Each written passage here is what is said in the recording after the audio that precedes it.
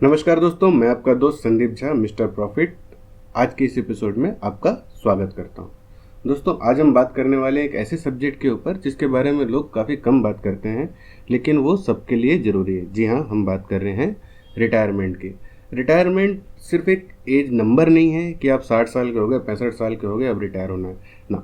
Retirement का मतलब ये भी नहीं है कि अब आपको आगे काम नहीं करना है। रिटायरमेंट का मतलब होता है आप अपनी मर्जी से अपनी शर्तों के मुताबिक अपने टाइम पे काम कर सकें। काम कुछ भी हो सकता है। आप सोशल वर्किंग कर सकते हैं, अपनी पसंद का काम कर सकते हैं, वॉट एवर जो जो आपको पसंद हो वो काम करना है रिटायरमेंट। लेकिन रिटायरमेंट के लिए दोस्तों, जैसे मैंने बोला कि कोई उम्र नहीं होती, पर 60-62 के बाद आपकी माइंड और बॉडी दोनों एक साथ जिस तरीके से आज काम कर रही है वैसे काम करना बंद कर देती है। कुछ लोग जो हम देखते आ रहे हैं, एम्प्लॉयज़ हैं, वो 60-62 की उम्र में रिटायर होते हैं। प्रोफेशनल डॉक्टर, सीए वगैरह 65-70 की उम्र में रिटायर होते हैं। क्रिकेटर्स की रिटायरमेंट लाइफ 35-40 साल होती है। एक्टर्स कभी रिटायर ही नहीं होते। एक्ट्रेस की रिटायरमेंट लाइफ जो वर्किंग लाइफ होती है वो 5-7 साल होती है। ऐसे लोगों की अलग अलग रिटायरमेंट या काम करने की उम्र होती है। लेकिन दोस्तों, रिटायरमेंट के लिए सबसे इम्पॉर्टेंट जो चीज़ है वो है पैसा। आपके पास पॉकेट में कितना पैसा है वो चीज़ आप देखेंगे, उससे आप डिसाइड करेंगे कि आप रिटायर हो सकते हैं कि नहीं। ये मूवी आप सबने देखी होगी दोस्तों। इस मूवी को देख के आपको ये समझ में आएगा कि रिटायरमेंट प्लानिंग क्यों ज़रूरी है। आगे के समय में आपके बच्चे आपका साथ दें या ना दें, आपका पैसा जो है वो आपको ज़रूर साथ देगा। आपके बच्चे आपका रिटायरमेंट फंड कॉर्पस नहीं है, और न ही बच्चों के लिए कि उनके पेरेंट्स जो हैं वो उनके इमरजेंसी फंड हैं। दोस्तों, आपके पास अगर पैसा है तो आप अपनी लाइफ स्मूथली स्पेंड कर सकते हैं, क्योंकि लाइफ की एक्सपेक्टेंसी, जो लाइफ की लॉन्जेविटी है दोस्तों, वो बढ़ चुकी है। पहले लोग 60 साल में रिटायर होते थे, 70, 72, 75 साल में देहांत हो जाता था, पर अब लोग 55-58 में रिटायर हो रहे हैं, लेकिन लाइफ की एक्सपेक्टेंसी जो है वो 85-90 साल तक की हो चुकी है। दोस्तों, 1990 में जो पेट्रोल 9 रुपये का आता था, आज 100 शतक पार कर गया है।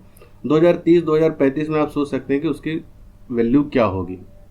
कुछ चीज़ें हमारे प्लानिंग करने के लिए हमारे हाथ में होती है, जैसे कितना हमको सेव करना है, कहाँ कहाँ सेव करना है, डेट में कितना रखना है, इक्विटी में कितना रखना है, पर कितने समय तक हम काम करेंगे, वो कब तक चलेगा, ये हमारे हाथ में नहीं है। कोविड ने हमको सिखा दिया कि बहुत सारी चीज़ें बहुत जल्दी ख़त्म हो सकती, बहुत सारी चीज़ें लंबे समय तक चलेगी।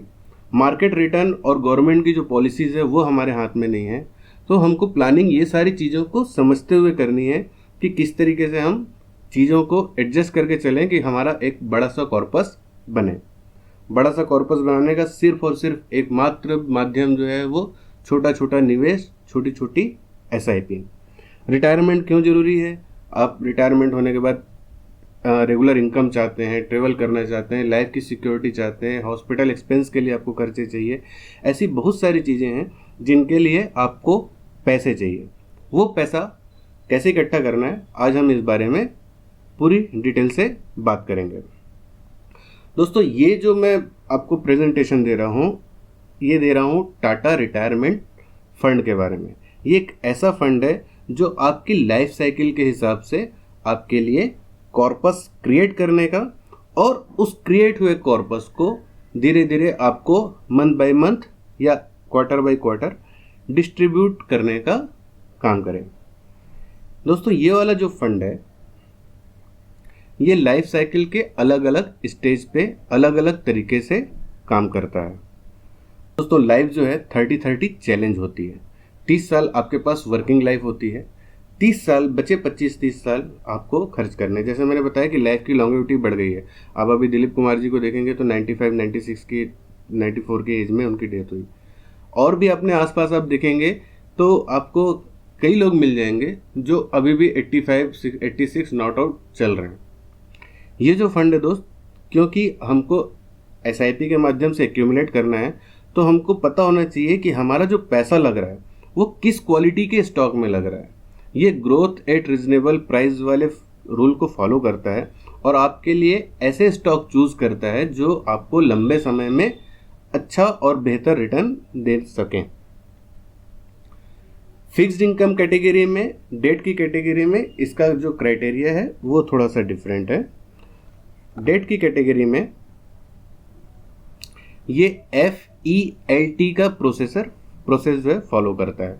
Focus on fundamental, exposure, tenor, liquidity. Debt में ये चारों चीज़ें बहुत इंपॉर्टेंट होती हैं।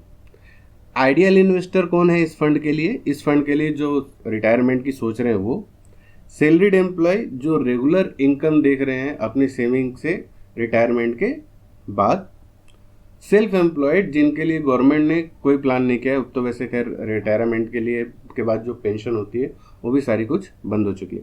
जैसा मैंने आपको बताया था कि ये फंड जो है वो लाइफ साइकिल बेस्ड में काम करता है। जब हम 25-40 साल के हैं तो हमारे पास रिस्क लेने की कैपेसिटी होती है। यहाँ से मार्केट आधा भी हो जाए तो क्या फ़र्क पड़ना है, मैं तो अभी और एक्यूमुलेट करूँगा, बल्कि मैं तो और खुश होऊंगा। लेकिन 55-60 के बाद हमारी जो रिस्क लेने की कैपेसिटी जो है वो कम हो जाती है। इसमें अगर आप ऑटो मोड वाले फीचर पे क्लिक करते हैं तो बाय डिफ़ॉल्ट वो आपके 25 से 45 साल की उम्र में इक्विटी में इन्वेस्टमेंट करेगा, 45 से 60 साल में मॉडरेट में इन्वेस्टमेंट करेगा और 60 से ऊपर ऑटोमेटिकली वो डेट में कन्वर्ट हो जाएगा। ये 3 तरह के प्लान इसमें अवेलेबल है, प्रोग्रेसिव, मॉडरेट और कंजर्वेटिव। प्रोग्रेसिव प्लान जो होता है उसमें आपका 80 to 100% जो पैसा है वो पूरा इक्विटी मतलब हाई रिस्क वाली कैटेगरी में लगता है। Time by time fund manager के पास अधिकार होता है कि वो उस 80% के रेशियो को 100% लेके जाए या 85 कर ले। मार्केट सिनारियो देखते हुए वो उस 15% का जो डेट का एक्सपोजर है उसको इधर उधर वो कर सकता है। मॉडरेट प्लान बेहतर है उनके लिए जो 50 से 60 के बीच में है। इसमें आपका 65% पैसा जो होता है वो रिस्क में होता है, मैक्सिमम वो 85% तक जा सकता है।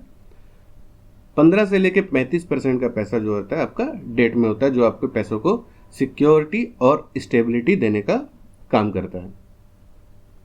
कंजर्वेटिव प्लान के बारे में बात करें तो कंजर्वेटिव प्लान में आपका मैक्सिमम 100% और मिनिमम 70% तो एट द टाइम ऑफ किसी भी टाइम पीरियड में आपका डेट में ही रहता है। सिर्फ 30% जो ग्रोथ के लिए आपको इक्विटी का exposure fund manager time by time देता है।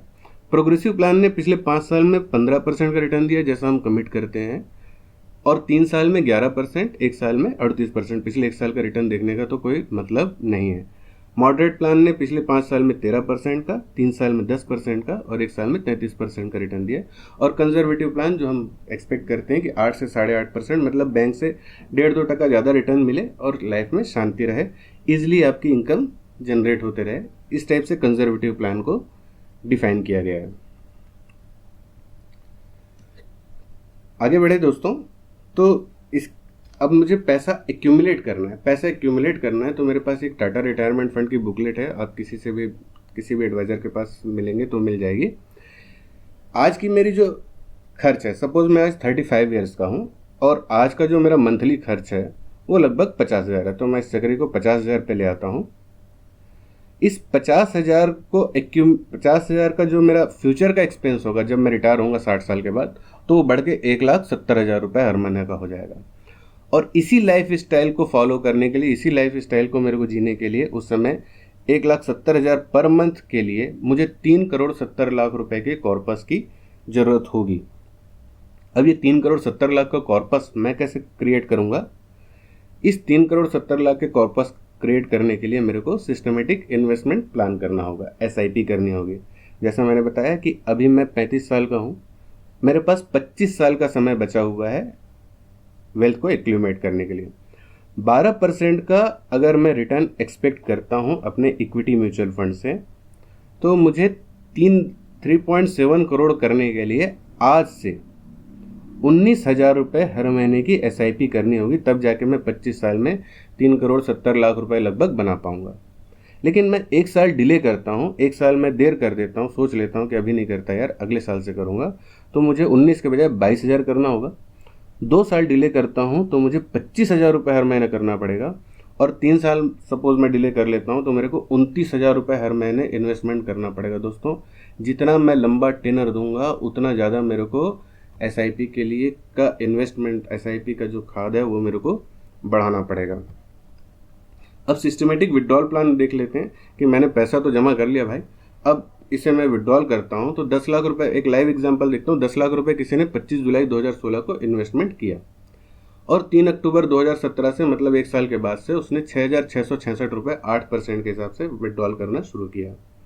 बीच में एक समय जब कोविड का समय आया था, जब सबसे हाहाकार हुआ था, तब ये फंड निगेटिव भी गया था, यहाँ पर आप देख सकते हैं। तो ऐसे टोटल 6,666 रुपये हर महीने निकालते हुए मैंने 48 महीने में टोटल जो पैसा विड्रॉल कर लिया है वो है 3,13,302 रुपये। आज की जो मेरे फंड की जो वैल्यू है वो 14,59,858 रुपये है। टोटल अगर मैं काउंट करूं तो टोटल 17,73,000 रुपये इस फंड की आज की वैल्यू है। अगर मैं जो पैसे विड्रॉल किया हूँ वो जोड़ लूँ और आज की जो वैल्यू है वो जोड़ूँ, ये रिटर्न लगभग 13% का होता है जो हम एक्सपेक्ट करते हैं। सपोज़ किसी ने इस फंड को एफडी में अगर डाला होता, जैसे मेरे क्लाइंट को मैंने ये फंड दिया था, उन्होंने 2 पार्ट में डिवाइड किया था, 10 लाख रुपए की एफडी की थी और 10 लाख रुपए इस फंड में डाला था। 3,13,302 दोनों में से हमने निकाला। करंट वैल्यू 14,59,000 रुपये इस फंड की है और बैंक एफडी की 11,09,000 रुपये। क्यों? क्योंकि 1 साल के बाद इसमें से भी हमने विड्रॉल करना स्टार्ट किया था। तो टोटल जो रिटर्न बना 13% का इस फंड में बना, 8% का, 8.5% का आपका एफडी में बना, उसमें टैक्सेस जो लगे वो अलग। तो दोस्तों पैसा आपका है, मर्जी आपकी है। सिस्टमेटिक इन्वेस्टमेंट प्लान रिटायरमेंट के लिए बहुत ज़रूरी है और एक्यूमुलेटेड वेल्थ को सही तरीके से उपयोग में लाने के लिए सिस्टमेटिक विड्रॉल प्लान जरूरी है। इस फंड में आपको लिए मैंने दोनों को एक्सप्लेन किया है। Thank you very much. अधिक जानकारी के लिए आप मुझे इस नीचे दिए नंबर पे कॉल कर सकते हैं, मेल कर सकते हैं, फेसबुक में मुझे मिस्टर प्रॉफिट के नाम से सर्च कर सकते हैं। Thank you very much. Be healthy, be happy और एसआईपी करते रहिए। Thank you.